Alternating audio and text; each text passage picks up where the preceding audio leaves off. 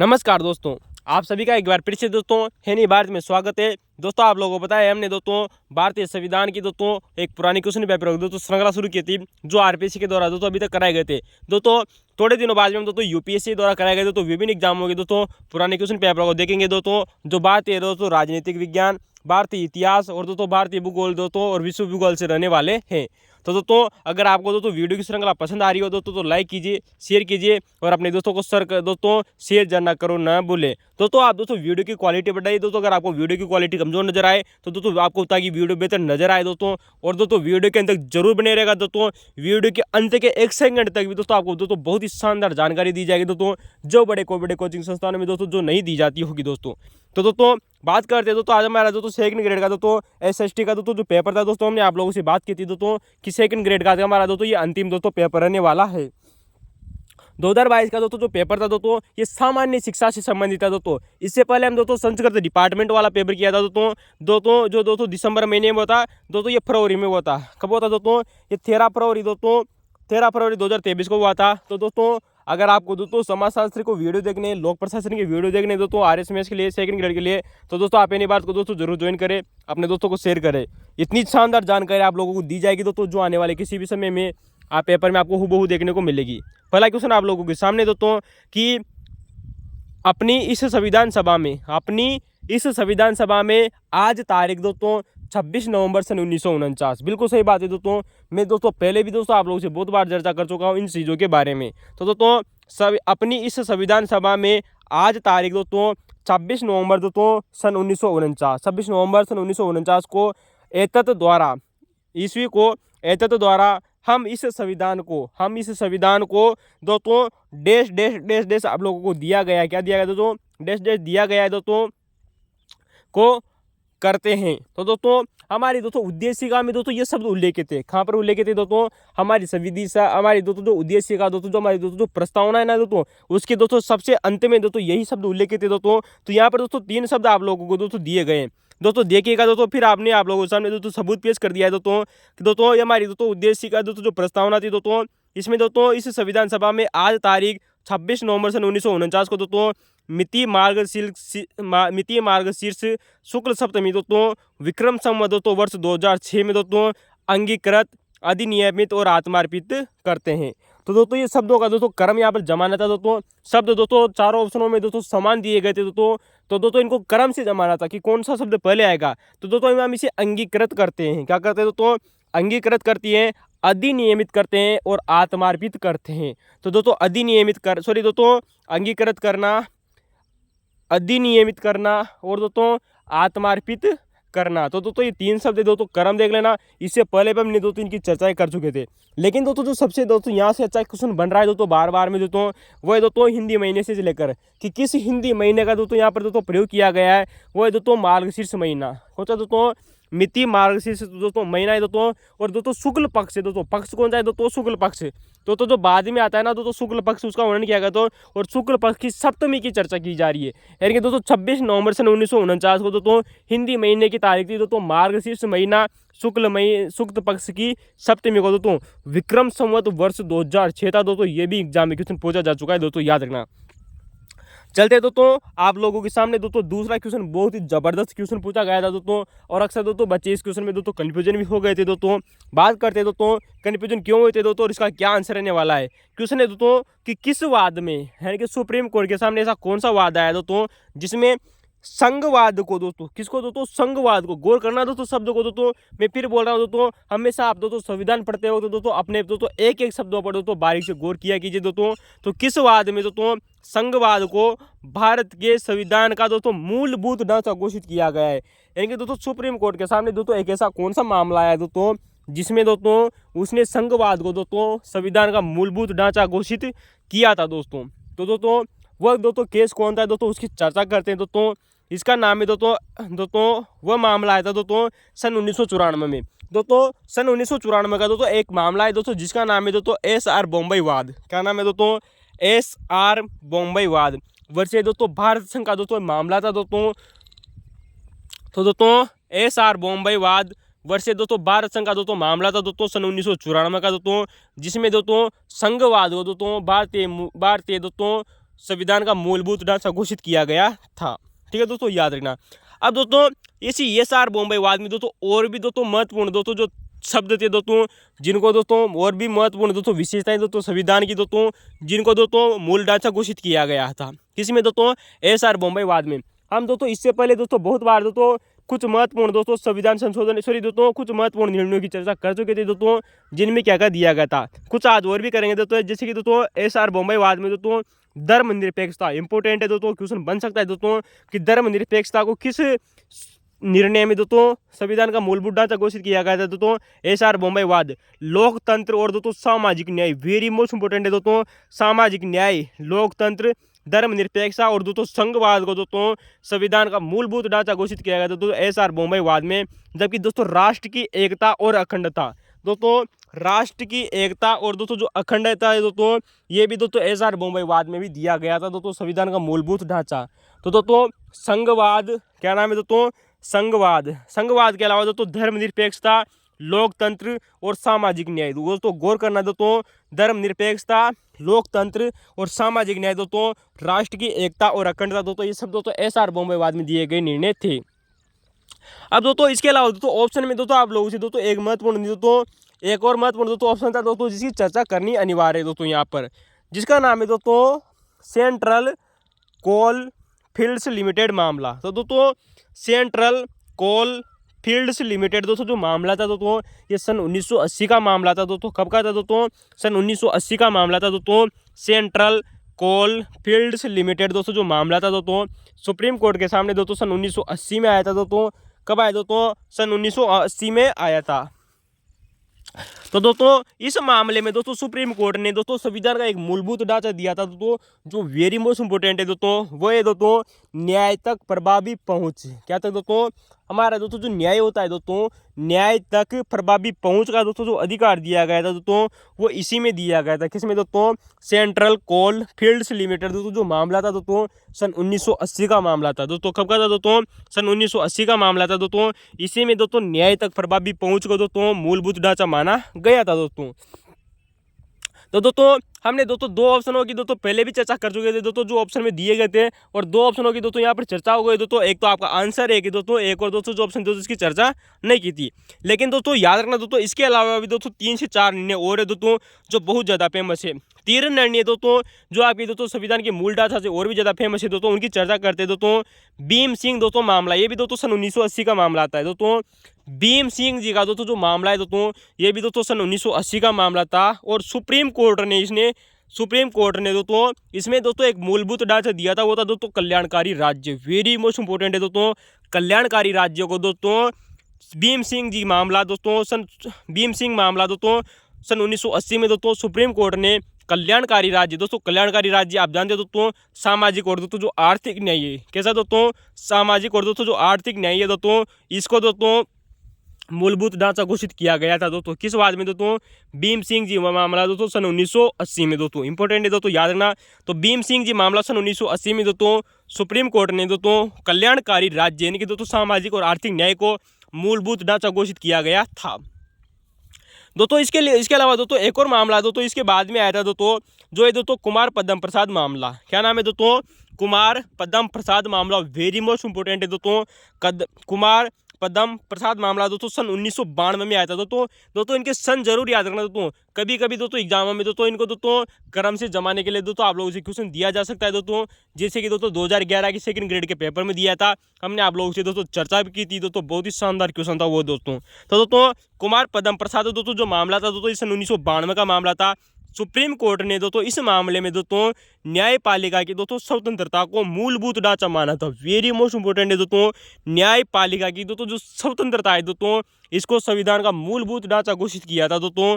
कुमार पद्म प्रसाद दोस्तों जो मामला है दोस्तों सन 1992 का दोस्तों, इसमें सुप्रीम कोर्ट ने दोस्तों न्यायपालिका की दोस्तों स्वतंत्रता को मूलभूत ढांचा घोषित किया था। क्या घोषित किया था दोस्तों, सुप्रीम कोर्ट ने न्यायपालिका की स्वतंत्रता को मूलभूत ढांचा घोषित किया था दोस्तों, याद रखना, वेरी मोस्ट इंपोर्टेंट है दोस्तों। इसके अलावा दोस्तों बात करेंगे दोस्तों रघुनाथ मामला दोस्तों सन 1993 का दोस्तों, ये भी दोस्तों वेरी मोस्ट इंपोर्टेंट है दोस्तों। रघुनाथ राव मामला सन 1993 में आया था दोस्तों सुप्रीम कोर्ट के सामने दोस्तों। इसमें दोस्तों समानता के सिद्धांत को दोस्तों गौर करना दोस्तों। रघुनाथ राव दोस्तों जो मामला है दोस्तों सन 1993 का मामला था दोस्तों, जिसमें दोस्तों सुप्रीम कोर्ट ने दोस्तों समानता का न्याय, क्या नाम है सॉरी दोस्तों, समानता का सिद्धांत। दोस्तों हम इससे पहले भी चर्चा कर चुके थे दोस्तों कि समानता का दोस्तों जो सिद्धांत है दोस्तों वो किस किस में मूलभूत ढांचा घोषित किया गया था दोस्तों। आप हमें कमेंट में जरूर बताना दोस्तों वो कौन कौन से दोस्तों निर्णय आए थे दोस्तों सुप्रीम कोर्ट के। तो दोस्तों रघुनाथ राव मामला सन 1993 में भी दोस्तों सुप्रीम कोर्ट ने दोस्तों समानता का सिद्धांत व भारत की एकता और अखंडता को दोस्तों मूलभूत ढांचा माना था दोस्तों। याद रखना दोस्तों, इंपॉर्टेंट है। तो दोस्तों सेंट्रल कोल फील्ड्स लिमिटेड मामला सन 1980 में दोस्तों न्याय तक पहुंच दोस्तों। भीम सिंह जी का मामला कल्याणकारी राज्य यानी कि दोस्तों सामाजिक और आर्थिक न्याय को दोस्तों मूलभूत ढांचा माना। कुमार पद्म प्रसाद मामले में दोस्तों न्यायपालिका की दोस्तों स्वतंत्रता को मूलभूत ढांचा माना। वहीं दोस्तों रघुनाथ राव दोस्तों जो मामला है इसमें समानता का सिद्धांत व भारत की एकता और अखंडता को दोस्तों निर्णय माना है। तो दोस्तों ये दोस्तों ऑप्शनों के अलावा दोस्तों 3 प्रमुख थे दोस्तों। यहाँ से दोस्तों आप लोग से दोस्तों एक बार एग्जाम में क्वेश्चन पूछा गया था दोस्तों कि दोस्तों बहुत ही जबरदस्त था दोस्तों। उस क्वेश्चन की दोस्तों चर्चा करते हैं। दोस्तों एग्जाम में आप लोगों से क्वेश्चन पूछा जा चुका है दोस्तों कि दोस्तों हमारा दोस्तों कौन से अनुच्छेद को दोस्तों सुप्रीम कोर्ट का मूलभूत ढांचा घोषित किया गया था दोस्तों सुप्रीम कोर्ट के द्वारा। तो दोस्तों एक वादा है दोस्तों जिसका नाम है दोस्तों दिल्ली जुडिशियल सर्विस एसोसिएशन मामला दोस्तों। ये सन 1991 का मामला था दोस्तों। कब का मामला था दोस्तों? दिल्ली जुडिशियल सर्विस एसोसिएशन मामला सन 1991 का था दोस्तों, जिसने दोस्तों इस मामले में दोस्तों सुप्रीम कोर्ट ने दोस्तों अनुच्छेद 32 अनुच्छेद 136, क्या नाम है दोस्तों? अनुच्छेद 32 अनुच्छेद 136 दोस्तों, अनुच्छेद 141 और अनुच्छेद 142 दोस्तों वेरी मोस्ट इंपोर्टेंट है दोस्तों। गौर करना दोस्तों 4 अनुच्छेदों की दोस्तों यहाँ पर बात हो रही है। कितने अनुच्छेदों की दोस्तों? 4 अनुच्छेदों की दोस्तों। दिल्ली जुडिशियल सर्विस एसोसिएशन मामले में दोस्तों सन 1991 में दोस्तों सुप्रीम कोर्ट ने दोस्तों अनुच्छेद 32 अनुच्छेद 136 अनुच्छेद 141 और अनुच्छेद 142 को दोस्तों सुप्रीम कोर्ट की दोस्तों शक्ति को, अब दोस्तों इनमें क्या है दोस्तों सुप्रीम कोर्ट को पावर दी गई दोस्तों इन अनुच्छेदों में दोस्तों। इस अनुच्छेदों की दोस्तों जो शक्ति है ना दोस्तों उसको संविधान का मूलभूत ढांचा भी घोषित किया था दोस्तों। याद रखना दोस्तों, इंपॉर्टेंट है दोस्तों।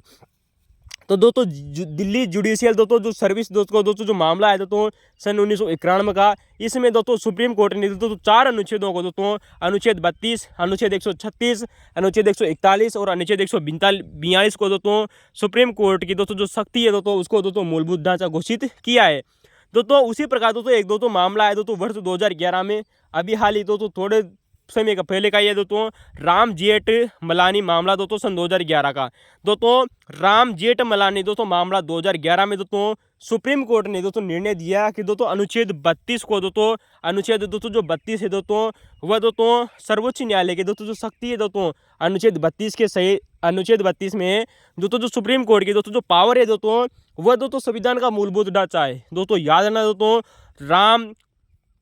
राम जेठमलानी दोस्तों जो मामला था दोस्तों 2011 का दोस्तों सुप्रीम कोर्ट ने निर्णय दिया कि अनुच्छेद 32 में दोस्तों जो सुप्रीम कोर्ट की दोस्तों जो पावर है दोस्तों वो संविधान का मूलभूत ढांचा है। ठीक है दोस्तों, याद रखना।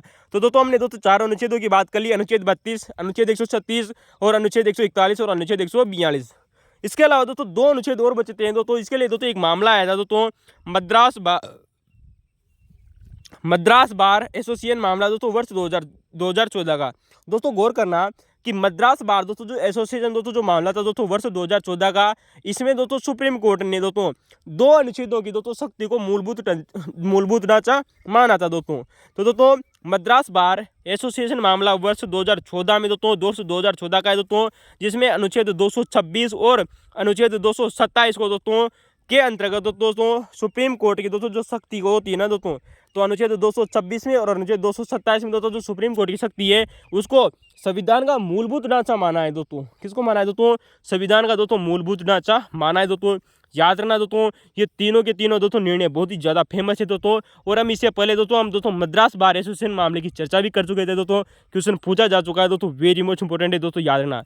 तो दोस्तों 6 अनुच्छेद दोस्तों जो प्रमुख है दोस्तों जिनमें दोस्तों सुप्रीम कोर्ट की पावर दी गई दोस्तों, उनको दोस्तों संविधान का मूलभूत ढांचा घोषित किया है।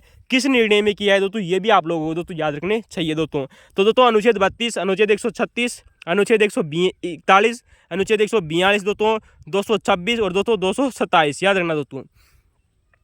चलते दोस्तों हमारा अगला क्वेश्चन है दोस्तों कि भारत के राष्ट्रपति पर दोस्तों हमारा दोस्तों जो भारत का दोस्तों जो राष्ट्रपति होता है दोस्तों उस पर महाभियोग की दोस्तों जो प्रक्रिया का कौन सा भाग नहीं है। दोस्तों यहाँ पर 4 ऑप्शन दिए गए थे दोस्तों, 3 ऑप्शन दोस्तों बिल्कुल सही थे दोस्तों, उनकी चर्चा करेंगे। तो दोस्तों आप जानते हो दोस्तों हमारे राष्ट्रपति पर दोस्तों जो महाभियोग दोस्तों जो लाया जाता है दोस्तों वो अनुच्छेद 61 के तहत दोस्तों इसमें इसकी प्रक्रिया दी गई है। जबकि दोस्तों अनुच्छेद हमने दोस्तों 56B की बात की थी दोस्तों, राष्ट्रपति पर दोस्तों महाभियोग लगाया जाएगा। दोस्तों अनुच्छेद 56B क्या कहता है दोस्तों कि राष्ट्रपति पर महाभियोग लगाया जाएगा, लेकिन उसकी प्रक्रिया दोस्तों अनुच्छेद 61 में दोस्तों ये भी हमने आप लोगों को दोस्तों पहले बताया था दोस्तों।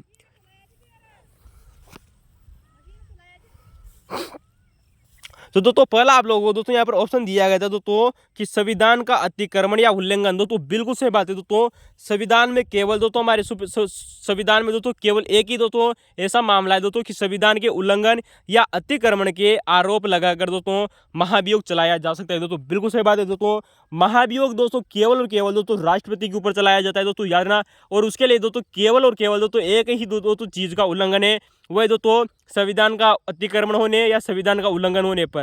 और दोस्तों इसी दोस्तों केवल इसी तथ्य के आधार पर दोस्तों इसके ऊपर दोस्तों महाभियोग लगाया जाता है। दोस्तों ये भी बात आप लोगों को दोस्तों याद रखनी चाहिए। तो दोस्तों किसी भी सदन में दोस्तों ये दोस्तों प्रस्ताव लाया जा सकता है दोस्तों, याद रखना दोस्तों, चाहे वो राज्यसभा हो दोस्तों, चाहे वो दोस्तों लोकसभा हो दोस्तों।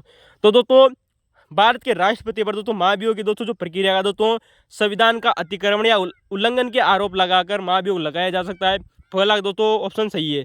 दूसरा ऑप्शन दिया गया है दोस्तों आप लोगों को कि महाभियोग के लिए संकल्प, बिल्कुल सही बात है दोस्तों, महाभियोग के लिए दोस्तों जो संकल्प लाया जाएगा दोस्तों अभी कोई प्रस्ताव वगैरह नहीं आ रहा है दोस्तों, उसके लिए दोस्तों एक संकल्प पारित किया जा रहा है।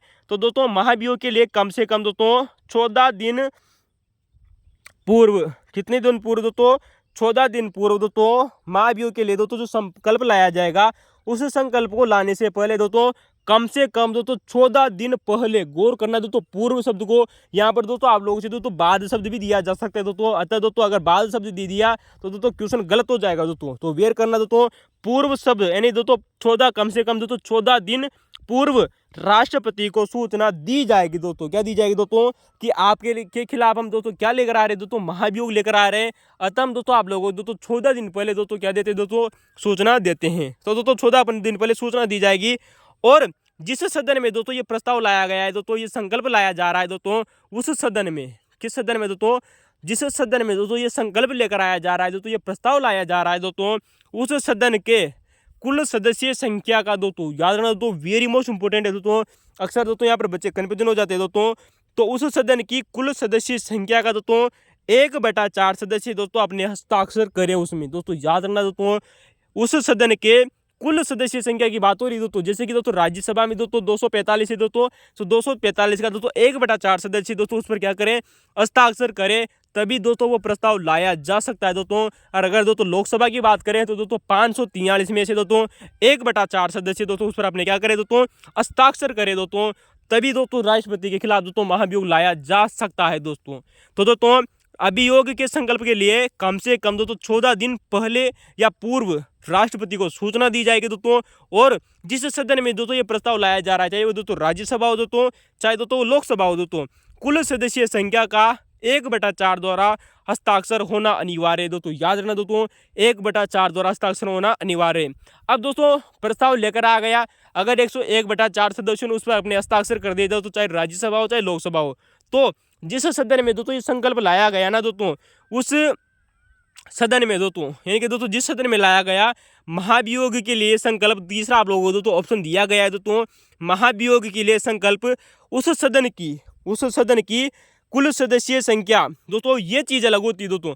पहली बात तो दोस्तों संकल्प लेकर आना है तो 1/4 सदस्य हस्ताक्षर करेंगे।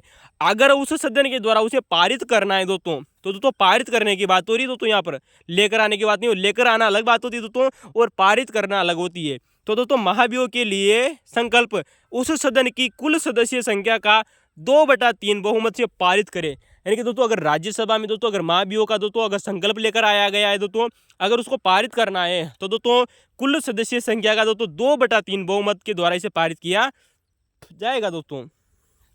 तो दोस्तों ये तीन दोस्तों आप लोगों के सामने दोस्तों ऑप्शन बिल्कुल सही थे दोस्तों, याद रखना दोस्तों, इनकी दोस्तों हम चर्चा करेंगे दोस्तों।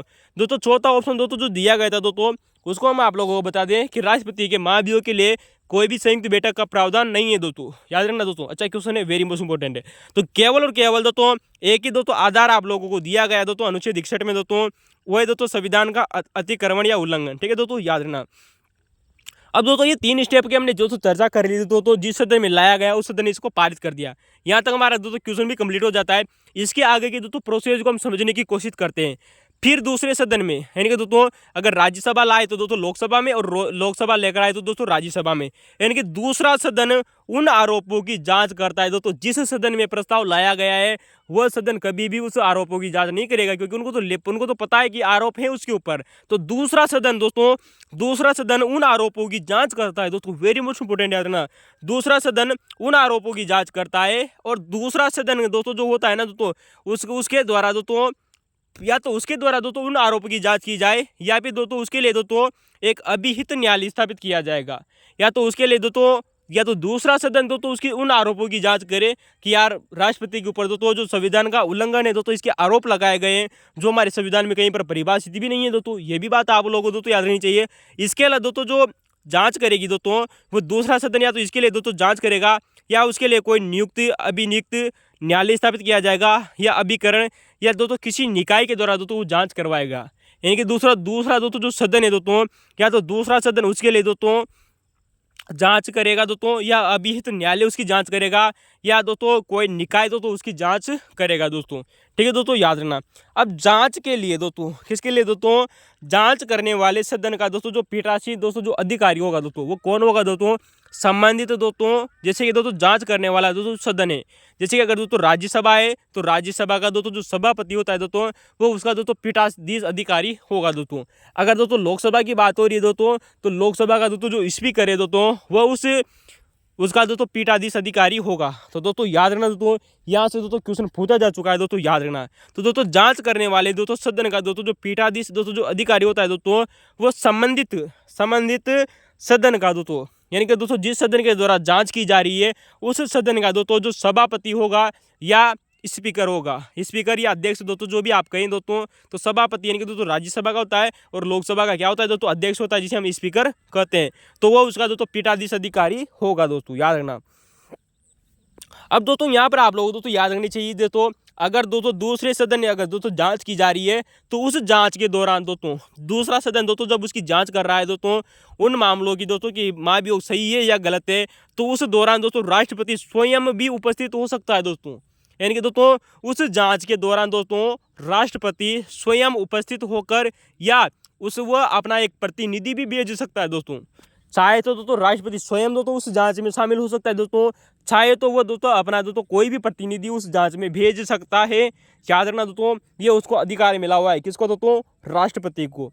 तो दोस्तों हमारे राष्ट्रपति को दोस्तों ये अधिकार मिला हुआ है दोस्तों कि अगर उसके खिलाफ दोस्तों कोई महाभियोग की दोस्तों प्रक्रिया लाई जा रही है दोस्तों, तो वो उसमें दोस्तों जो जाँच की जाएगी दोस्तों, उस जाँच के दौरान वो स्वयं भी उपस्थित हो सकता है या किसी अन्य प्रतिनिधि को भी दोस्तों वहाँ पर भेज सकता है दोस्तों। ये बात याद रखनी चाहिए। अच्छा क्वेश्चन है दोस्तों जैसे दोस्तों जो आरोपों की दोस्तों जांच की जा रही दूसरे सदन के द्वारा, तो अगर दूसरा सदन दोस्तों उन आरोपों को दोस्तों सही पाता है, उन आरोपों को अगर दूसरे सदन के द्वारा दोस्तों सही पाया जाता है दोस्तों, तो दूसरा सदन भी दोस्तों उसे कुल सदस्य संख्या से यानी कि दूसरा सदन भी दोस्तों उसे पारित करेगा। उसे सदन क्या करेगा दोस्तों, दूसरा सदन ने भी अगर दोस्तों आरोपों को सही पाया गया दोस्तों, तो दूसरे सदन द्वारा भी दोस्तों कुल सदस्य संख्या के 2/3 बहुमत से, किसे दोस्तों, कुल सदस्य संख्या के 2/3 बहुमत से दोस्तों संकल्प पारित करेगा।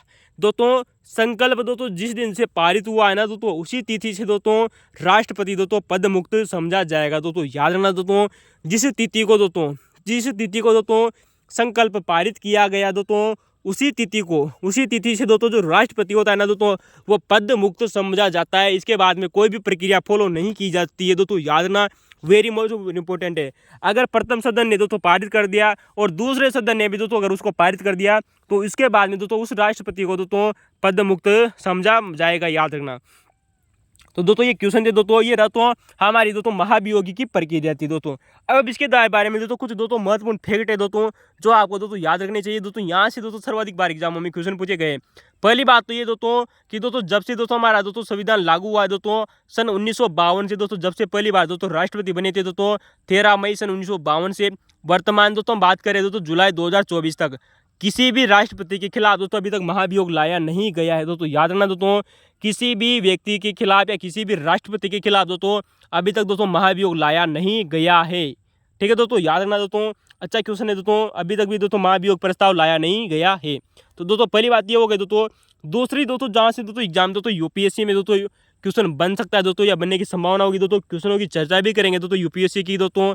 तो दोस्तों क्वेश्चन है दोस्तों कि महाभियोग से हटाए गए राष्ट्रपति को अगर मान लिया जाए दोस्तों, अगर किसी राष्ट्रपति के खिलाफ दोस्तों अगर महाभियोग लाया गया, अगर उस महाभियोग से दोस्तों उस राष्ट्रपति को हटा दिया गया, क्या कर दिया गया दोस्तों, अगर कोई किसी राष्ट्रपति के खिलाफ दोस्तों अगर महाभियोग लाया गया और उस महाभियोग से दोस्तों उस राष्ट्रपति को दोस्तों क्या कर दिया गया, हटा दिया गया, तो उस व्यक्ति को कभी भी दोस्तों पेंशन भी नहीं मिलेगी दोस्तों, और दोस्तों जो भी अन्य सुविधाएं मिलती है दोस्तों पूर्ण का उसका दोस्तों कार्यकाल पूरा होने के बाद में दोस्तों किसी भी दोस्तों राष्ट्रपति को क्या मिलती है दोस्तों, कुछ सुविधाएं मिलती है, क्योंकि दोस्तों भारत का राष्ट्रपति है, तो दोस्तों वो सुविधाएं भी नहीं मिलेगी दोस्तों किसको दोस्तों, अगर उसे दोस्तों महाभियोग के द्वारा हटाया गया। इंपॉर्टेंट बात है दोस्तों, अगर किसी राष्ट्रपति को दोस्तों महाभियोग के द्वारा हटाया जाता है तो उसको पेंशन भी नहीं दी जाएगी दोस्तों और अन्य सुविधाएं भी नहीं दी जाएगी। वेरी मोस्ट इंपॉर्टेंट है दोस्तों।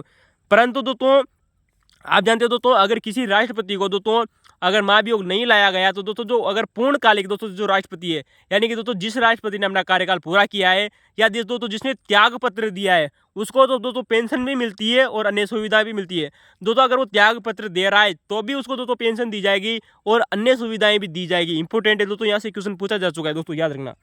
अब दोस्तों आप लोग उसको पता है दोस्तों, अगर किसी कि क्या महाभियोग से हटाया गया राष्ट्रपति पुनर्निर्वाचन हो सकता है दोस्तों, क्वेश्चन आप लोग से दोस्तों बन सकता है दोस्तों आने वाले समय में। अगर मान लिया जाए दोस्तों अगर किसी राष्ट्रपति के खिलाफ दोस्तों अगर महाभियोग लाया गया है तो क्या वो दोस्तों उसे पुनर्निर्वाचन किया जा सकता है, क्या किया जा सकता है क्या दोस्तों, कमेंट में बताइएगा दोस्तों, क्या बताइए दोस्तों। अगर मान लिया जाए दोस्तों अगर किसी राष्ट्रपति के खिलाफ दोस्तों अगर महाभियोग लाया गया दोस्तों, तो अगर उसे हटा दिया गया या लाया गया या हटाया गया, महाभियोग से उसे हटाया गया, तो क्या उसे दोस्तों बाद में पुनः दोस्तों राष्ट्रपति बनाया जा सकता है क्या दोस्तों, नहीं दोस्तों। इस संबंध में दोस्तों हमारा संविधान दोस्तों कुछ भी नहीं कहता है, उसे बनाया जाएगा या नहीं बनाया जाएगा दोस्तों, इसी के संदर्भ में दोस्तों हमारा दोस्तों जो संविधान है दोस्तों वो मौन है, कुछ भी नहीं कहा गया है दोस्तों हमारे संविधान में। मान लिया जाए दोस्तों किसी भी राष्ट्रपति के खिलाफ दोस्तों अगर महाभियोग लाया गया तो उसे दोस्तों पुनः राष्ट्रपति बनाया जाएगा या नहीं बनाया जाएगा, इस संदर्भ में दोस्तों हमारा दोस्तों जो संविधान है दोस्तों मौन है। ठीक है दोस्तों, कुछ भी नहीं कहा गया है दोस्तों संविधान में दोस्तों, याद रखना। अच्छा क्वेश्चन बन सकता है दोस्तों यहाँ से भी आप लोगों के लिए। अब दोस्तों जहाँ से दोस्तों एग्जाम में क्वेश्चन पूछा जा चुका है दोस्तों, बहुत ही शानदार क्वेश्चन पूछा गया था दोस्तों। आप जानते हो दोस्तों हमने इससे पहले भी दोस्तों राष्ट्रपति के दोस्तों निर्वाचन मंडल की बात की थी। किसकी बात की थी दोस्तों, राष्ट्रपति के दोस्तों जो निर्वाचन दोस्तों जो मंडल होता है दोस्तों उसकी बात की थी कि उसमें दोस्तों संसद के सभी निर्वाचित सदस्य भाग लेते हैं और राज्य विधानसभाओं की दोस्तों निर्वाचित सदस्य भाग लेते हैं, उसमें मनोनीत सदस्य भाग नहीं लेते थे दोस्तों राष्ट्रपति के निर्वाचन में। लेकिन उसकी महाभियोग की प्रक्रिया में अगर किसी राष्ट्रपति को हटाना है दोस्तों तो उसके खिलाफ दोस्तों जो महाभियोग की दोस्तों जो प्रक्रिया है उसमें मनोनीत सदस्य भाग लेते हैं दोस्तों। याद रखना दोस्तों, क्या बात है दोस्तों, शानदार बात है दोस्तों कि मनोनीत सदस्य उसके निर्वाचन में तो भाग नहीं लेते, लेकिन अगर उसको हटाया जा रहा है तो मनोनीत सदस्य उसको उसमें भाग लेते हैं। यानी कि महाभियोग की प्रक्रिया में दोस्तों जो मनोनीत दोस्तों जो सदस्य होते हैं दोस्तों संसद के वो उसमें भाग लेते हैं, परंतु महाभियोग की प्रक्रिया में कभी भी दोस्तों विधानसभाओं के सदस्य भाग नहीं लेते हैं, चाहे दोस्तों वो राज्य की विधानसभा हो दोस्तों, चाहे वो दोस्तों दिल्ली या पुदुचेरी या दोस्तों जम्मू कश्मीर की विधानसभा हो, किसी भी विधानसभा के सदस्य इसमें भाग नहीं लेते दोस्तों। वेरी मोस्ट इंपॉर्टेंट है दोस्तों, अगर राष्ट्रपति को हटाना है दोस्तों तो केवल और केवल दोस्तों संसद के सदस्य ही दोस्तों उसमें भाग लेंगे, संसद के सभी सदस्य मनोनीत और निर्वाचित दोस्तों। वेरी मोस्ट इंपॉर्टेंट है, बहुत ही शानदार क्वेश्चन बना था दोस्तों यहाँ से। अब दोस्तों जहाँ से दोस्तों बहुत बार फैक्ट पूछा जा रहा है, बार बार एग्जामों में क्वेश्चन बन रहा है। आप जानते हो दोस्तों कि महाभियोग की प्रक्रिया के लिए दोस्तों संयुक्त बैठक नहीं बुलाई जा सकती दोस्तों, और आप जानते हो दोस्तों हमने चर्चा की थी दोस्तों कि हमारे वर्तमान में किसी भी अनुच्छेद में दोस्तों संयुक्त बैठक का उल्लेख नहीं है। हाँ, इसकी प्रक्रिया जरूर दोस्तों है दोस्तों अनुच्छेद 108 में दोस्तों, ये बात आप लोगों को दोस्तों याद रखनी होगी दोस्तों। तो दोस्तों अगर राष्ट्रपति को हटाना है तो उसके लिए महाभियोग की दोस्तों प्रक्रिया के लिए कभी भी संयुक्त बैठक नहीं बुलाई जा सकती दोस्तों, ये भी बात याद रखनी चाहिए दोस्तों। महाभियोग की प्रक्रिया के दौरान दोस्तों राष्ट्रपति के सभी कार्य वैध माने जाएंगे, यानी कि दोस्तों जब तक दोस्तों राष्ट्रपति के खिलाफ दोस्तों महाभियोग की प्रक्रिया चल रही है तो दोस्तों राष्ट्रपति अपना कार्य कर सकता है दोस्तों, स्वतंत्र होकर, निष्पक्ष होकर दोस्तों। याद रखना दोस्तों, जब तक दोस्तों वो प्रक्रिया पूरी नहीं हो जाती तब तक उसके द्वारा दोस्तों जितने भी कार्य किए जाएंगे सारे के सारे कार्य वैध माने जाएंगे और उसको सभी शक्तियां मिलेगी। जो एक राष्ट्रपति को दोस्तों जो पावर दी जाती है वो सभी शक्तियां उसको दी जाएगी, जिस स्थिति तक दोस्तों उसको दोस्तों पदरिक्त नहीं माना जाता। ठीक है दोस्तों, अच्छा क्वेश्चन है दोस्तों, याद रखना। तो दोस्तों ये कुछ प्रमुख नोट थे दोस्तों, कुछ प्रमुख फैक्ट थे दोस्तों, आप लोगों को दोस्तों याद रखने चाहिए। अब दोस्तों जो सबसे बड़ा दोस्तों जो फैक्ट है दोस्तों वो आप लोगों के सामने दोस्तों क्या है दोस्तों, कि दोस्तों जो संसद की दोस्तों हमारी दोस्तों जो महाभियोग की दोस्तों जो प्रक्रिया है अनुच्छेद 61 के तहत में दोस्तों जो महाभियोग की दोस्तों जो प्रक्रिया दी गई दोस्तों, उसमें दोस्तों जो महाभियोग की दोस्तों जो प्रक्रिया है दोस्तों ये अर्धन्यायिक प्रक्रिया कहलाती है। क्या कहलाती है दोस्तों? अर्धन्यायिक प्रक्रिया कहलाती है। लेकिन कहलाती क्यों है दोस्तों ये हम आप लोगों को बताएंगे। दोस्तों आप लोग बताएं दोस्तों कि राष्ट्रपति को हटाने का दोस्तों संसद का कार्य, बिल्कुल सही बात है दोस्तों, राष्ट्रपति को दोस्तों महाभियोग के द्वारा संसद हटाएगी। अतः लेकिन महाभियोग के दौरान दोस्तों जो संसद होती है दोस्तों वो न्यायिक कार्य करती है। क्या करती है दोस्तों? न्याय का कार्य कर रही है दोस्तों, क्योंकि क्या कर रही है दोस्तों? न्याय कर रही है ना दोस्तों। किसके खिलाफ दोस्तों? राष्ट्रपति के खिलाफ दोस्तों, यानी कि राष्ट्रपति के खिलाफ दोस्तों न्याय का कार्य कर रही है दोस्तों। कौन कर रही है दोस्तों? हमारी संसद कर रही है। तो दोस्तों संसद दोस्तों जो होती है वो महाभियोग की प्रक्रिया के दौरान दोस्तों कुछ न्यायिक कार्य करती है दोस्तों। अतः इसी कारण दोस्तों जो महाभियोग की दोस्तों जो प्रक्रिया होती है दोस्तों, अतः इसी कारण दोस्तों जो महाभियोग की दोस्तों जो प्रक्रिया होती है ना दोस्तों, तो उस महाभियोग की दोस्तों प्रक्रिया को अर्धन्यायिक प्रक्रिया कहा जाता है दोस्तों। याद रखना दोस्तों, वेरी मोस्ट इंपॉर्टेंट है दोस्तों, ये आपसे दोस्तों RS मेंस भी दोस्तों लिखने के लिए दिया जा सकता है दोस्तों। बहुत ही शानदार चीज़ है दोस्तों। और दोस्तों हमने आप लोगों से दोस्तों अनुच्छेद 56B की बात की थी दोस्तों, जहाँ पर दोस्तों कि राष्ट्रपति पर महाभियोग लगाया जाएगा दोस्तों उल्लेख किया गया था दोस्तों, याद रखना। अब दोस्तों राष्ट्रपति के खिलाफ दोस्तों केवल और केवल दोस्तों हमारे संविधान में केवल एक ही आधार दिया गया है, तो एक ही आधार पर दोस्तों महाभियोग लाया जाता है। वो अभियोग दोस्तों जो आधार है ना दोस्तों वह दोस्तों संविधान का अतिक्रमण या संविधान का उल्लंघन करना। तो दोस्तों एक ही आधार पर दोस्तों राष्ट्रपति के खिलाफ दोस्तों महाभियोग लाया जाता है, लेकिन उस दोस्तों जो संविधान का दोस्तों जो अतिक्रमण है या संविधान का दोस्तों जो उल्लंघन है दोस्तों, ये हमारे संविधान में कहीं पर भी दोस्तों परिभाषित नहीं किया गया है दोस्तों कि संविधान का अतिक्रमण क्या होता है या संविधान का उल्लंघन क्या होता है। तो दोस्तों हमारे भारतीय संविधान में संविधान का दोस्तों जो उल्लंघन दोस्तों जो शब्द है दोस्तों ये कहीं पर भी परिभाषित नहीं किया गया है दोस्तों। ये भी दोस्तों बात आप लोगों को दोस्तों याद रखनी चाहिए दोस्तों। तो दोस्तों संविधान का उल्लंघन दोस्तों संविधान में कहीं पर भी परिभाषित नहीं है दोस्तों, याद रखना। अच्छा क्वेश्चन है, बहुत ही शानदार क्वेश्चन है दोस्तों। तो दोस्तों ये हमारे दोस्तों अब दोस्तों हमने बात की दोस्तों कि अगर दोस्तों जो महाभियोग की दोस्तों जो प्रक्रिया होती है इसमें विधानसभा के सदस्य भाग नहीं लेते दोस्तों, चाहे वो दोस्तों राज्यसभा के सदस्य हो दोस्तों, दिल्ली दोस्तों वो पुदुचेरी के हो दोस्तों, चाहे वो दोस्तों जम्मू कश्मीर की विधानसभा के सदस्य ही क्यों न हो। तो दोस्तों अगर आप लोगों को दोस्तों हमारी ये वीडियो की श्रृंखला पसंद आई हो दोस्तों तो दोस्तों आप वीडियो को लाइक करें, शेयर करें और सब्सक्राइब जरूर करें दोस्तों। ठीक है दोस्तों, चलते हैं दोस्तों। हमारा अगला क्वेश्चन आप लोगों के सामने दोस्तों बहुत ही ज़बरदस्त है दोस्तों, और इस क्वेश्चन के बारे में दोस्तों हम इससे पहले आप लोगों को बहुत ही शानदार तरीके से बात कर चुके थे। तो दोस्तों आपके सामने दोस्तों चौथा क्वेश्चन है दोस्तों सेकंड ग्रेड का दोस्तों 2022 की वैकेंसी दोस्तों 2023 में पेपर हुआ था, और इस क्वेश्चन की दोस्तों हम चर्चा क्वेश्चन आप लोगों से दोस्तों कर चुके थे। दोस्तों हमने 11वीं अनुसूची की बात की थी दोस्तों, और दोस्तों पूरे के पूरे 29 विषयों की चर्चा की थी, जहाँ से दोस्तों आप लोगों से दोस्तों सेकंड ग्रेड भी पहले क्वेश्चन पूछ चुकी दोस्तों, फर्स्ट ग्रेड के द्वारा भी दोस्तों ये 29 विषय पूछे जा चुके दोस्तों।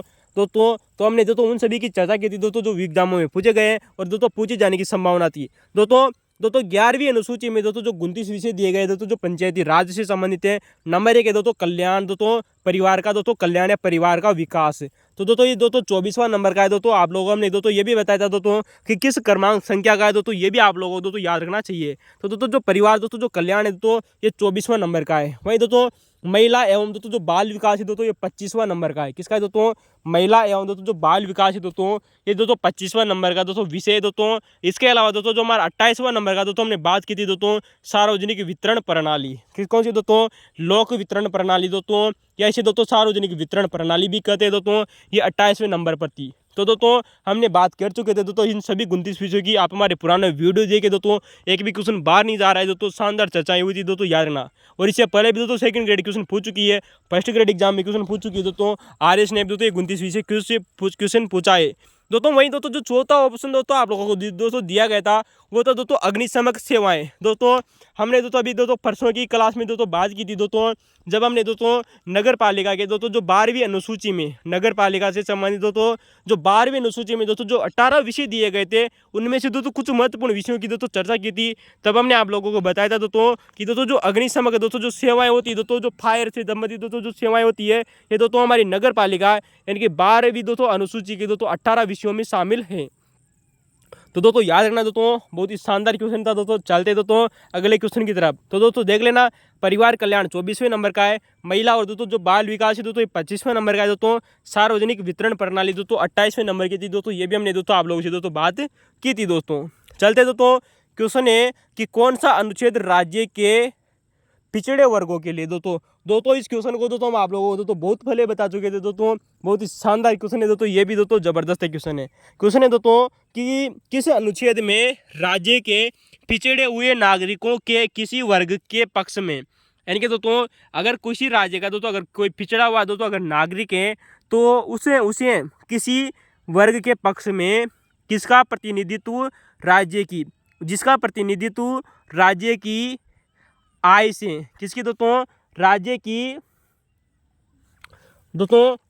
की आय में, राज्य के अधिक सेवाएं, राज्य की राय में राज्य के अधीन सेवाओं में पर्याप्त नहीं है। अगर मान लिया दोस्तों अगर उसे दोस्तों किसी राज्य की दोस्तों जो सेवाएं होती है उसमें दोस्तों अगर उनको पर्याप्त दोस्तों वर्चस्व नहीं दिया गया है दोस्तों, आरक्षण नहीं दिया गया है तो दोस्तों उनकी दोस्तों नियुक्ति का दोस्तों जो आरक्षण है दोस्तों, उनकी नियुक्ति का दोस्तों जो आरक्षण है दोस्तों वो किस अनुच्छेद में दोस्तों, इनके कहने का मतलब है दोस्तों कि राज्य के किसी पिछड़े हुए नागरिक के किसी वर्ग के पक्ष में जिसका प्रतिनिधित्व राज्य की राय में राज्य के अधीन सेवाओं में दोस्तों पर्याप्त नहीं है दोस्तों, उसकी दोस्तों नियुक्ति का दोस्तों जो प्रावधान किया गया है दोस्तों आरक्षण से संबंधित दोस्तों, ये दोस्तों इसके लिए दोस्तों एक अनुच्छेद है जिसका नाम है दोस्तों अनुच्छेद 16(4). क्या नाम है दोस्तों? अनुच्छेद 16(4) की दोस्तों हमने चर्चा की थी और दोस्तों हमने दोस्तों अनुच्छेद 16(4) में ए और बी की भी बात की थी दोस्तों। बहुत ही शानदार दोस्तों क्वेश्चन पूछा गया है दोस्तों, याद रखना। चलते हैं दोस्तों हमारा क्वेश्चन है दोस्तों अगला नंबर, क्वेश्चन नंबर 6 दोस्तों। इस क्वेश्चन को दोस्तों हमने बहुत बार दोस्तों आप लोगों से दोस्तों डीपली बात की थी दोस्तों, चर्चाएं शानदार रही थी दोस्तों। सन 1990 के दशक में दोस्तों भारत के पड़ोसी देश दोस्तों सन 1990 के दशक में भारत के पड़ोसी देशों के साथ में एक तरफा रियायत देने के लिए कहा गया था दोस्तों। ऐसा कौन सा दोस्तों सिद्धांत था दोस्तों जिसमें सन 1990 के दशक के लगभग दोस्तों भारत के दोस्तों जो जितने भी दोस्तों पड़ोसी देश हैं ना दोस्तों उनको एक तरफा रियायत देने की दोस्तों बात कही गई थी दोस्तों। हमने दोस्तों आप लोगों से दोस्तों बात की थी दोस्तों गुजराल सिद्धांत की। किसकी दोस्तों? गुजराल सिद्धांत की बात की थी दोस्तों, जब हमने दोस्तों सन 1996 की दोस्तों जो HD देवगौड़ा की दोस्तों जो सरकार हुआ करती थी दोस्तों, जो संयुक्त मोर्चे की सरकार थी दोस्तों, तब हमने बात की थी दोस्तों कि HD देवगौड़ा में दोस्तों जो जो विदेश मंत्री हुआ करते थे वो I.K. गुजराल थे और उन्होंने दोस्तों गुजराल सिद्धांत दिया था। और हमने दोस्तों बात की थी कि इस गुजराल सिद्धांत में 5 प्रमुख उद्देश्य रखे गए थे। कितने उद्देश्य रखे गए थे दोस्तों? 5 प्रमुख उद्देश्य रखे गए थे दोस्तों, याद रखना। चलते दोस्तों क्वेश्चन बहुत ही शानदार था दोस्तों, पुराना वीडियो देखिए जबरदस्त है दोस्तों, याद रखना एक भी क्वेश्चन बाहर नहीं जाएगा दोस्तों, चाहे सेकंड ग्रेड हो, फर्स्ट ग्रेड हो, नेट GRF हो, TGT एग्जाम हो, चाहे दोस्तों RS प्री हो, चाहे दोस्तों UPSC प्री हो। चले दोस्तों क्वेश्चन नंबर 7 की बात करते दोस्तों कि सन 1962 के चीन युद्ध के बाद किस भारतीय प्रधानमंत्री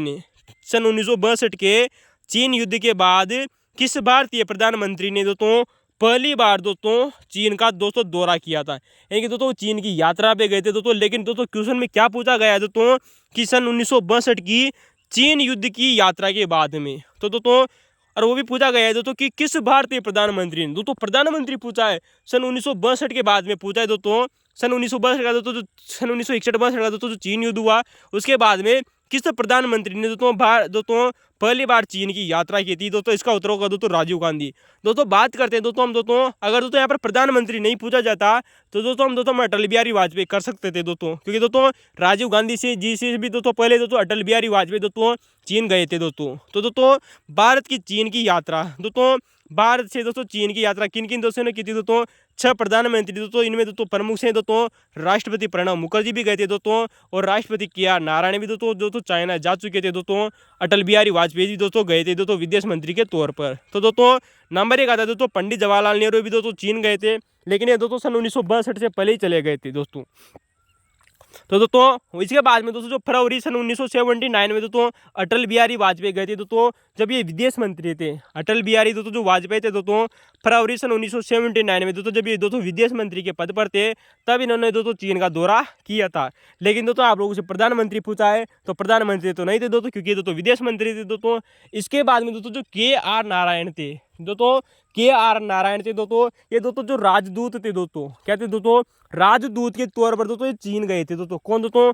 के.आर. दोस्तों जो नारायण थे। अब आप जानते हो दोस्तों जो के.आर. नारायण थे दोस्तों, ये बाद में दोस्तों सन 1998 से वर्ष 2003 के बीच में दोस्तों भारत के दोस्तों क्या रहते हैं दोस्तों? राष्ट्रपति भी रहते हैं दोस्तों। कौन दोस्तों? के.आर. नारायण सन 1999 से वर्ष 2002 के बीच के लगभग। तो दोस्तों के.आर. नारायण दोस्तों बाद में दोस्तों राष्ट्रपति बने थे, लेकिन दोस्तों ये तात्कालिक रूप से दोस्तों चीन के राजदूत बनकर गए थे। तो दोस्तों के.आर. नारायण दोस्तों अटल बिहारी वाजपेयी के बाद में दोस्तों गए थे दोस्तों चीन गए थे दोस्तों के.आर. नारायण दोस्तों, तब वो दोस्तों राजदूत के रूप में दोस्तों चाइना गए थे। इसके बाद में दोस्तों दिसंबर सन 1988 की बात आती है। कब दोस्तों? दिसंबर दोस्तों सन 1988 में दोस्तों जो राजीव गांधी थी दोस्तों, ये प्रधानमंत्री के तौर पर दोस्तों कहाँ गए थे दोस्तों? दिसंबर सन 1988 में दोस्तों राजीव गांधी दोस्तों चाइना गए थे। कहाँ गए थे दोस्तों? प्रधानमंत्री के तौर पर दोस्तों कहाँ गए थे दोस्तों? चाइना गए थे। और दोस्तों राजीव गांधी के बाद में दोस्तों आप लोगों को पता है दोस्तों जो पी.वी. नरसिम्हा राव थे। लेकिन दोस्तों जो राजीव गांधी थे ना दोस्तों, इन्होंने दोस्तों यहाँ पर दोस्तों एक दल का गठन किया था दोस्तों। ये क्वेश्चन आप लोगों से पूछा जा सकता है दोस्तों कि राजीव गांधी ने दोस्तों यहाँ पर दोस्तों जो दल गठित किया था वो था दोस्तों संयुक्त कार्य दल। क्या नाम है दोस्तों? संयुक्त कार्य दल गठित किया था दोस्तों राजीव गांधी ने। तो दोस्तों चाइना और भारत के बीच में दोस्तों जो राजीव गांधी थे दोस्तों, इन्होंने दोस्तों संयुक्त कार्य दल गठित किया था दोस्तों। ये भी बात आप लोगों को दोस्तों याद रखनी चाहिए। अब दोस्तों इसके बाद में दोस्तों मामला आता है दोस्तों पी.वी. नरसिम्हा राव का। दोस्तों पी.वी. नरसिम्हा राव की दोस्तों हमने आप लोगों से दोस्तों चर्चा की थी दोस्तों सन 1991 के लगभग दोस्तों जो पी.वी. नरसिम्हा राव थे दोस्तों, वो दोस्तों प्रधानमंत्री बने थे दोस्तों। और दोस्तों सितंबर सन 1993 में दोस्तों, कब दोस्तों? सितंबर सन 1993 में दोस्तों जो प्रधानमंत्री के तौर पर दोस्तों कहाँ पर गए थे दोस्तों? चाइना गए थे दोस्तों। इसके बाद में दोस्तों मनमोहन सिंह दोस्तों जो प्रधानमंत्री थे दोस्तों, वो भी चाइना गए थे दोस्तों। और दोस्तों जो प्रधानमंत्री नरेंद्र मोदी थे दोस्तों, वो भी दोस्तों चाइना गए थे। लेकिन दोस्तों प्रधानमंत्री दोस्तों जब बने थे दोस्तों, जब 2014 के बाद में दोस्तों नरेंद्र मोदी बने थे, तो दोस्तों नरेंद्र मोदी से पहले दोस्तों प्रणब दोस्तों जो मुखर्जी थे दोस्तों, वो जो राष्ट्रपति के रूप में दोस्तों थे। तो प्रणब मुखर्जी कौन थे दोस्तों? राष्ट्रपति थे हमारे दोस्तों। तो वो भी दोस्तों चाइना गए थे दोस्तों। और दोस्तों इसके बाद में जाते हैं दोस्तों नरेंद्र मोदी। कौन दोस्तों? नरेंद्र मोदी दोस्तों हमारे दोस्तों जो वर्तमान में प्रधानमंत्री है, तीसरी बार प्रधानमंत्री बन चुके हैं दोस्तों, याद रखना। ये दोस्तों ये सारे के सारे व्यक्ति दोस्तों भारत से दोस्तों चीन की यात्रा पे गए थे। और चीन की यात्रा से कौन कौन से दोस्तों व्यक्ति दोस्तों भारत आए थे दोस्तों, ये भी क्वेश्चन आप लोगों से बनता है दोस्तों, फिर कभी चर्चा करेंगे दोस्तों। तो दोस्तों अगला क्वेश्चन है दोस्तों आप लोगों के सामने दोस्तों कि दोस्तों सलामी इस्लामिंग क्या है दोस्तों यहाँ से क्वेश्चन बन सकता है दोस्तों। हमारी चाइना और दोस्तों जो भारत के दोस्तों जो रिलेशन है ना दोस्तों, यहाँ से दोस्तों एक क्वेश्चन बनता है दोस्तों कि सलामी इस्लामिंग क्या है दोस्तों? क्या है दोस्तों? सलामिंग इस्लामिंग क्या है दोस्तों ये सलामिंग दोस्तों जो सलामी इस्माइलिंग क्या है दोस्तों कि चीन सेना के द्वारा दोस्तों जो चाइना की दोस्तों जो सेना होती है ना दोस्तों, ये चाइना की सेना के द्वारा धीरे धीरे दोस्तों भारतीय भूभाग में तो दोस्तों धीरे धीरे भारतीय भूभाग में दोस्तों कब्जा जमाना। तो दोस्तों धीरे धीरे भारतीय भूभाग में क्या जमाना दोस्तों? कब्जा जमाना और भारत की सहन शक्ति को परखना। तो दोस्तों यही दोस्तों सलामी इस्माइलिंग कहलाता है दोस्तों। क्वेश्चन पूछा जा सकता है दोस्तों कि दोस्तों सलामी इस्लामिंग क्या है दोस्तों कि चीन सेना द्वारा दोस्तों धीरे धीरे दोस्तों भारतीय भूभाग पर दोस्तों कब्जा करना और भारत की दोस्तों जो सहन क्षमता है दोस्तों इसको क्या करना दोस्तों? परखना दोस्तों। ये दोस्तों क्वेश्चन आप लोग से दोस्तों बन सकता है दोस्तों, याद रखना। चलते दोस्तों आज का हमारा दोस्तों अगला क्वेश्चन है दोस्तों क्वेश्चन नंबर दोस्तों 8 है दोस्तों राज्य के नीति निर्देशक तत्वों से दोस्तों क्वेश्चन पूछा गया है। किसे पूछा गया है दोस्तों? राज्य के नीति निर्देशक तत्वों से दोस्तों क्वेश्चन पूछा गया है दोस्तों हमारे DPSP से। तो दोस्तों पहला ऑप्शन आप लोगों के सामने दोस्तों कि हमारे दोस्तों जो राज्य के नीति निर्देशक दोस्तों जो तत्व है इनके बारे में आप लोगों को दोस्तों पहला कथन दिया गया है दोस्तों कि यह सामाजिक और आर्थिक विकास में सहायक होते हैं। बिल्कुल सही बात है दोस्तों। जो हमारे दोस्तों जो डीपीएसपी होते हैं दोस्तों ये हमारे दोस्तों सामाजिक आर्थिक विकास में क्या होते हैं दोस्तों सहायक होते हैं। बिल्कुल सही बात है दोस्तों। हमारे दोस्तों जो डीपीएसपी होते हैं दोस्तों ये दोस्तों सामाजिक और आर्थिक विकास में क्या होते हैं दोस्तों सहायक होते हैं, क्योंकि यह राज्य पर उत्तरदायित्व डालते हैं। बिल्कुल सही बात है दोस्तों, क्योंकि दोस्तों ये क्या करते हैं दोस्तों ये राज्य पर क्या डालते हैं दोस्तों उत्तरदायित्व डालते हैं। बिल्कुल सही बात है दोस्तों। आप लोगों के सामने पहला कथन दोस्तों बिल्कुल सही है दोस्तों। वहीं दोस्तों आप लोगों के सामने दूसरा कथन दिया गया है दोस्तों, इस पर दोस्तों गौर करना दोस्तों कि दोस्तों जो राज्य के दोस्तों जो नीति निर्देशक दोस्तों जो तत्व होते हैं, राज्य के नीति निर्देशक दोस्तों जो तत्व होते हैं दोस्तों यह राज्य के आधिकारिक अधिकारियों के लिए किसके लिए दोस्तों इन्हें राज्य के अधिकारियों के लिए नैतिक उपदेश के रूप में परिभाषित किया जा सकता है। बिल्कुल सही बात है दोस्तों। इन्हें किनको दोस्तों राज्य के नीति निर्देशक तत्वों को राज्य के अधिकारियों के लिए नैतिक उपदेश के रूप में किसके रूप में दोस्तों नैतिक उपदेश के रूप में दोस्तों क्या किया जा सकता है दोस्तों परिभाषित किया जा सकता है दोस्तों। बिल्कुल सही बात है दोस्तों। इन्हें राज्य के जो अधिकारियों के लिए दोस्तों नैतिक उपदेश के रूप में क्या किया जा सकता है दोस्तों परिभाषित किया जा सकता है। तो दोस्तों ये भी दोस्तों आप लोगों को सही है दोस्तों। तीसरा ऑप्शन दिया गया है दोस्तों कि इन्हें दोस्तों हमने दोस्तों आयरलैंड से ग्रहण किया है। बिल्कुल सही बात है दोस्तों। हमने दोस्तों जो डीपीएसपी है ना दोस्तों इनको कहाँ से ग्रहण किया है दोस्तों हमने भारतीय संविधान में दोस्तों इन्हें दोस्तों आयरलैंड के संविधान से ग्रहण किया है। तो दोस्तों तीसरा कथन बिल्कुल सही है दोस्तों। तो दोस्तों हमारे तीनों कथन दोस्तों बिल्कुल सही थे दोस्तों। चौथा ऑप्शन दोस्तों जो गलत था दोस्तों हमने उसको यहाँ से हटा दिया है दोस्तों। क्यों गलत था इसके बारे में दोस्तों बहुत बार आप लोगों से चर्चा कर चुके हैं दोस्तों। पहली दोस्तों हमारे पुराने वीडियो देखिए जबरदस्त है दोस्तों श्रृंखला। और दोस्तों अगला क्वेश्चन है दोस्तों आप लोगों के सामने दोस्तों बहुत ही शानदार क्वेश्चन है दोस्तों। क्वेश्चन नंबर 9 दोस्तों पंचशील सिद्धांत किसकी बात कर रहा है दोस्तों।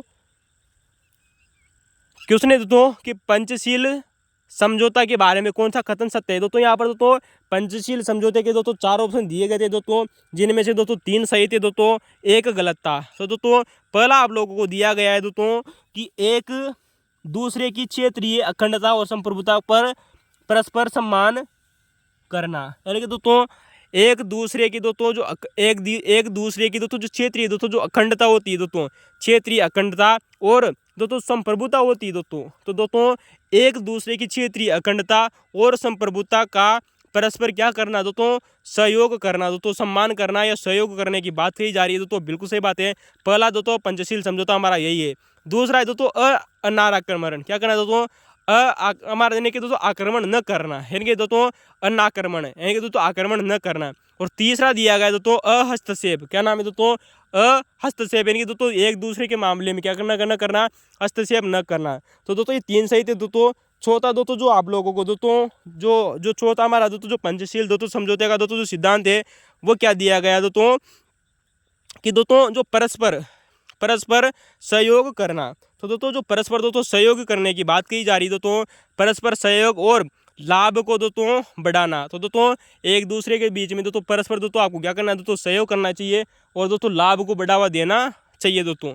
तो दोस्तों ये भी था दोस्तों। और हमारा दोस्तों जो 5वां दोस्तों जो पंचशील समझौते का दोस्तों जो प्रमुख उद्देश्य था दोस्तों वो था दोस्तों शांतिपूर्ण सह अस्तित्व को दोस्तों की नीति को बढ़ावा देना। तो दोस्तों बिल्कुल सही बात है दोस्तों। शांतिपूर्ण सह अस्तित्व की दोस्तों नीति का दोस्तों पालन करना दोस्तों हमारा 5वां दोस्तों पंचशील समझौता माना जाता है दोस्तों। ठीक है दोस्तों याद रखना। अब आप जानते हो दोस्तों जो पंचशील दोस्तों जो समझौता है दोस्तों ये 29 अप्रैल सन 1954 को हुआ था। कब हुआ था दोस्तों 29 अप्रैल सन 1954 को हुआ था दोस्तों। उस समय दोस्तों आप जानते हो दोस्तों हमारे दोस्तों जो प्रधानमंत्री हुआ करते थे दोस्तों पंडित जवाहरलाल नेहरू थे। कौन थे दोस्तों पंडित जवाहरलाल नेहरू दोस्तों। उस समय हमारे दोस्तों भारतीय प्रधानमंत्री हुआ करते थे। और उस समय दोस्तों जो चीन के प्रधानमंत्री थे दोस्तों वो कौन थे दोस्तों ये आप हमें कमेंट में जरूर बताना। तो दोस्तों उस समय दोस्तों जो 29 अप्रैल सन 1954 को दोस्तों भारतीय प्रधानमंत्री थे दोस्तों वो थे दोस्तों पंडित जवाहरलाल नेहरू। कौन थे दोस्तों पंडित जवाहरलाल नेहरू थे दोस्तों। और उस समय दोस्तों जो चीन के प्रधानमंत्री थे दोस्तों वो थे दोस्तों चाओ एन लाई। क्या थे दोस्तों चाओ एन लाई।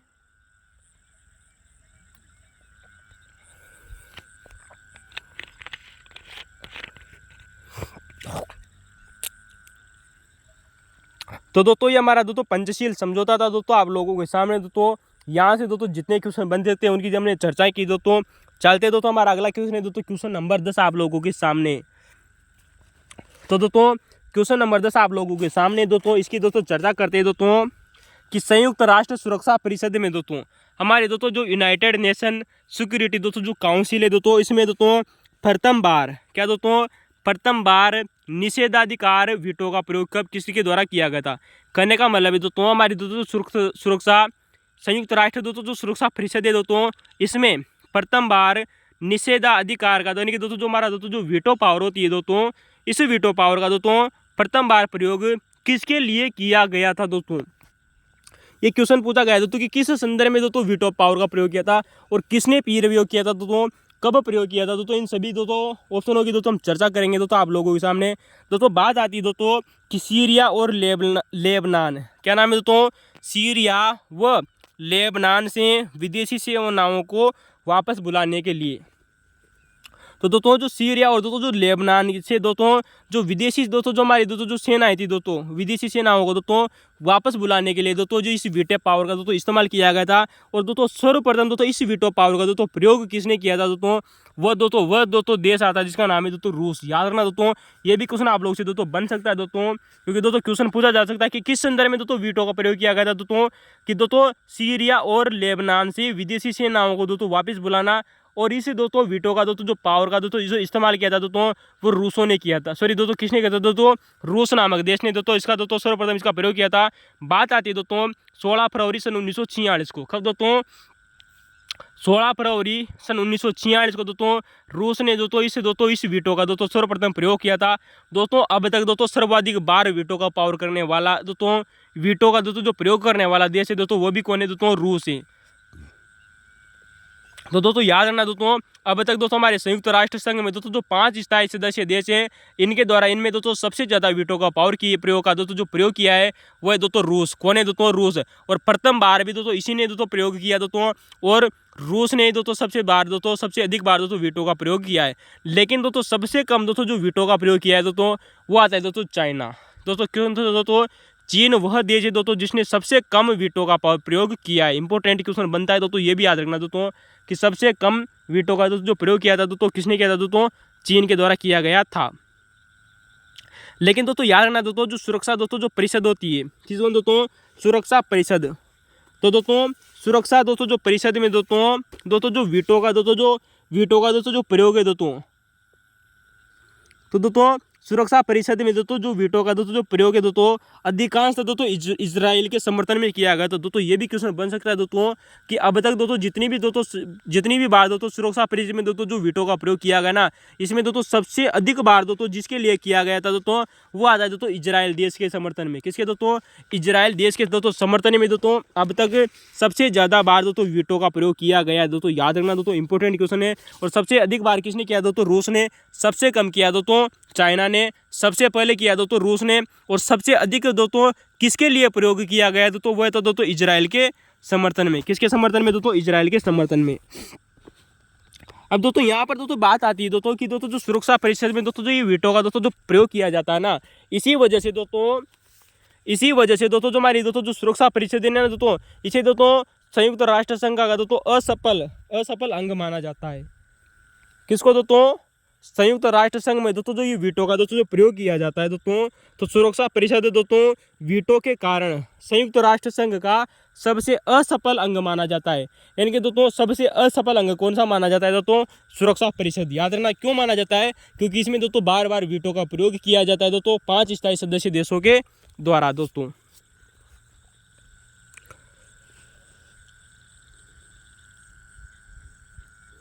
चलते दोस्तों हमारा दोस्तों यहाँ पर दोस्तों कुछ बहुत ज़्यादा क्वेश्चन दोस्तों आप लोग से दोस्तों एग्जामों में दोस्तों बहुत ही ज़्यादा क्वेश्चन दोस्तों फेमस है दोस्तों हमारे दोस्तों कि दोस्तों संयुक्त राष्ट्र के दोस्तों जो महासचिव थे दोस्तों, कौन दोस्तों, संयुक्त राष्ट्र में दोस्तों जो महासचिव थे दोस्तों, इनके द्वारा दोस्तों कुछ चीज़ों का प्रयोग किया जाता था।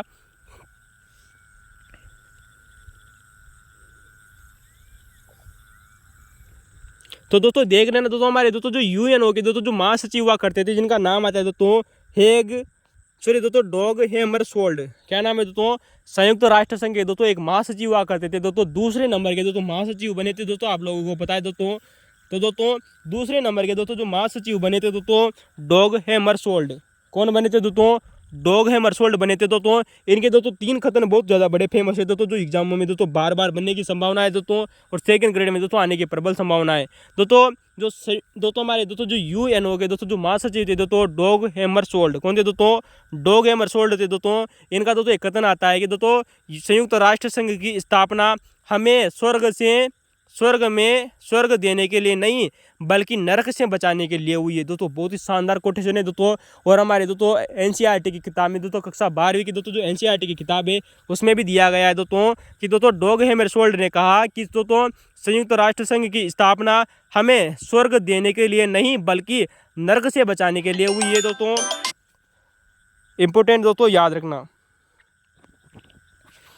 तो दोस्तों याद रखना दोस्तों, संयुक्त राष्ट्र संघ के दोस्तों जो महासचिव थे दोस्तों डॉग हैमरशोल्ड, इन्होंने दोस्तों यूएनओ की दोस्तों स्थापना में कहा कि हमें स्वर्ग देने के लिए नहीं बल्कि नरक से बचाने के लिए हुई है दोस्तों। याद रखना दोस्तों, संयुक्त राष्ट्र संघ के दोस्तों जो महासचिव थे दोस्तों डॉग हैमरशोल्ड, इन्होंने कहा था दोस्तों कि यूएनओ को दोस्तों संयुक्त राष्ट्र महासंघ को क्या कहा था दोस्तों? इन्होंने ए वियर पिकासो एब्स्ट्रैक्शन, क्या कहा था दोस्तों? तो दोस्तों याद रखना, हमारे दोस्तों जो संयुक्त राष्ट्र संघ के दोस्तों जो दूसरे महासचिव बने थे दोस्तों डॉग हैमरशोल्ड, इन्होंने दोस्तों संयुक्त राष्ट्र संघ को कहा था दोस्तों एवियर पिकासो एब्स्ट्रैक्शन, क्या कहा था दोस्तों? एब्स्ट्रैक्शन कहा था। इनकी दोस्तों पिकासो की दोस्तों जटिल कलाकृति है दोस्तों, इसे दोस्तों अजीब कलाकृति कहा था। किसको दोस्तों? संयुक्त राष्ट्र संघ को दोस्तों पिकासो की जटिल या अजीब कलाकृति कहा था दोस्तों। किसने कहा था दोस्तों? डॉग हैमरशोल्ड ने कहा था। और दोस्तों डॉग हैमरशोल्ड ने कहा था दोस्तों कि यूएनओ की दोस्तों जो स्थापना है वह हमें स्वर्ग देने के लिए नहीं बल्कि नरक से बचाने के लिए हुई है दोस्तों। याद रखना दोस्तों, इंपॉर्टेंट क्वेश्चन है दोस्तों। एक और दोस्तों कोटेशन दोस्तों इनका बहुत ज़्यादा फेमस है दोस्तों डॉग हैमरशोल्ड का दोस्तों, कि दोस्तों इन्होंने कहा दोस्तों किसको कहा दोस्तों? यूएनओ को कहा कि यह एक जुटता के नाम पर सहकारी कार्य है। कैसा है दोस्तों? एक जुटता के नाम पर सहकारी कार्य है दोस्तों। किसने कहा था दोस्तों? डॉग हैमरशोल्ड ने कहा था। किसको कहा था दोस्तों? संयुक्त राष्ट्र संघ को दोस्तों कहा था। तो 3 इनके बड़े फेमस है दोस्तों। संयुक्त राष्ट्र संघ को दोस्तों एकजुटता के नाम पर सहकारी कार्य का, पिकासो की दोस्तों जटिल या अजीब कलाकृति का दोस्तों, इसे हमें स्वर्ग देने के लिए नहीं बल्कि नरक से बचाने के लिए दोस्तों यूएनओ की स्थापना की गई है दोस्तों, ऐसा कहा था दोस्तों। याद रखना। अब दोस्तों हमारे दोस्तों जो महासचिव बने थे दोस्तों 6वें नंबर के दोस्तों जो महासचिव बने थे दोस्तों बुतरस घाली, क्या नाम है दोस्तों? बुतरस दोस्तों जो घाली थे दोस्तों, ये दोस्तों संयुक्त राष्ट्र महासंघ के दोस्तों हमारे 6वें नंबर के महासचिव बने थे दोस्तों। इन्होंने दोस्तों यूएनओ की दोस्तों 50वीं वर्षगांठ पर दोस्तों, कब दोस्तों? यूएनओ की दोस्तों 50वीं वर्षगांठ पर दोस्तों, कब दोस्तों? 50वीं वर्षगांठ पर कहा कि मैं महाभिकारी हूँ, क्योंकि दोस्तों इनके समय दोस्तों आर्थिक संकट आया था दोस्तों। किसके समय दोस्तों? बुतरस घाली के समय दोस्तों क्या आया था दोस्तों? जब ये दोस्तों ये महासचिव हुआ करते थे दोस्तों संयुक्त यूएनओ के दोस्तों, तब दोस्तों यहाँ पर दोस्तों आर्थिक संकट आया था। क्या आया था दोस्तों? आर्थिक संकट आया था। अतः बुतरस घाली ने दोस्तों कहा था कि मैं महाभिकारी हूँ। क्या हूँ दोस्तों? मैं महाभिकारी हूँ। दोस्तों याद रखना है दोस्तों, किस महासचिव के समय दोस्तों इकोनॉमिकल दोस्तों संकट आया गया था दोस्तों, वह थे दोस्तों बुतरस घाली दोस्तों, जो आप जानते हो दोस्तों कहाँ के रहने वाले थे दोस्तों? ये दोस्तों मिस्र नामक देश के रहने वाले थे दोस्तों। इन्हीं के समय दोस्तों एन एजेंडा फॉर पीस नामक दोस्तों एक an agenda for peace report लाई गई थी दोस्तों सन 1992 में। तो दोस्तों ये दोस्तों सन 1992 से दोस्तों सन 1996, कब दोस्तों? सन 1992 से सन 1996 के लगभग दोस्तों ये दोस्तों इसके दोस्तों महासचिव रहे थे दोस्तों। तो दोस्तों an agenda for peace report लेकर आए थे दोस्तों सन 1992 में। दोस्तों इस रिपोर्ट में दोस्तों 3 प्रमुख बातें बताई थी दोस्तों, वेरी मोस्ट इंपॉर्टेंट है दोस्तों पीस मेकिंग। क्या है दोस्तों? पीस मेकिंग और दोस्तों पीस कीपिंग। क्या है दोस्तों? पीस मेकिंग और दोस्तों पीस कीपिंग। तो दोस्तों पीस मेकिंग और दोस्तों पीस कीपिंग और दोस्तों पीस बिल्डिंग। तो दोस्तों ये 3 बातें दोस्तों इन्होंने दोस्तों बुतरस घाली ने बताई थी दोस्तों यूएनओ की दोस्तों 50वीं वर्षगांठ में दोस्तों, कहा था कि मैं महाभिखारी हूँ, क्योंकि दोस्तों इनके समय आर्थिक संकट आया था दोस्तों। और दोस्तों इन्होंने दोस्तों रिपोर्ट लॉन्च की दोस्तों an agenda for peace report सन 1992 में, जिसमें दोस्तों 3 बातें बताए, पीस मेकिंग, पीस कीपिंग और पीस बिल्डिंग। ठीक है दोस्तों, याद रखना। इसके अलावा दोस्तों आप जाते हो दोस्तों हमारे दोस्तों महासचिव और बने थे दोस्तों, जिनका नाम आता है दोस्तों कोफी अन्नान। क्या नाम है दोस्तों? Kofi Annan. कोफी अन्नान दोस्तों बुतरस घाली के बाद में दोस्तों इसके दोस्तों अध्यक्ष बने थे दोस्तों, महासचिव बने थे दोस्तों कोफी अन्नान। दोस्तों ये दोस्तों घाना नामक देश के रहने वाले थे दोस्तों, और हम इससे पहले भी दोस्तों इनके बारे में चर्चा कर चुके हैं दोस्तों। सेकंड ग्रेड दोस्तों एग्जाम में क्वेश्चन पूछा जा चुका है दोस्तों, याद रखना कोफी अन्नान के बारे में, क्योंकि दोस्तों इनको शांति का नोबेल पुरस्कार मिला था वर्ष 2001 में यूएनओ के साथ में। तो दोस्तों कोफी अन्नान दोस्तों जो कि दोस्तों मिस्र देश के रहने वाले थे दोस्तों घाना देश के रहने वाले थे। इन्होंने कहा था कि मानव इतिहास में हम पहले से कई अधिक एक साझा नियति साझा करें। बिल्कुल सही बात है दोस्तों, मानव इतिहास में हम पहले से कई अधिक एक साझा नियति साझा करने की बात हो रही दोस्तों। ठीक है दोस्तों, इसमें तभी महारथी हासिल कर सकते हैं, इसमें हम तभी महारथी हासिल कर सकते हैं दोस्तों जब हम सब मिलकर इसका क्या करें दोस्तों, सामना करेंगे। किसका दोस्तों, इस मानव इतिहास का दोस्तों। तो दोस्तों इसमें हम तभी आज महारथी हासिल कर सकते हैं दोस्तों जब हम इसको दोस्तों मिलकर इसका साझा इसका मिलकर दोस्तों सामना करें। तो दोस्तों ऐसा किसने कहा था दोस्तों, कोफी अन्नान ने कहा था दोस्तों। ये दोस्तों सन 1996 से दोस्तों वर्ष 2007 दोस्तों वर्ष 2006 तक दोस्तों महासचिव रहे थे दोस्तों, घाना देश के रहने वाले थे दोस्तों। इनको दोस्तों शांति का नोबेल पुरस्कार मिला था दोस्तों वर्ष 2001 में। सन 2005 में इन्होंने दोस्तों मानवाधिकार परिषद की दोस्तों स्थापना की थी दोस्तों, जो कि दोस्तों 19 जून 2006 से दोस्तों सक्रिय हुई थी। दोस्तों स्थापना कब की थी दोस्तों, वर्ष 2005 में, और सक्रिय कब हुई थी दोस्तों, 19 जून वर्ष 2006 को। तो दोस्तों वीडियो अच्छा लगा हो तो दोस्तों लाइक और शेयर कमेंट करना न भूलें। ठीक है दोस्तों, धन्यवाद।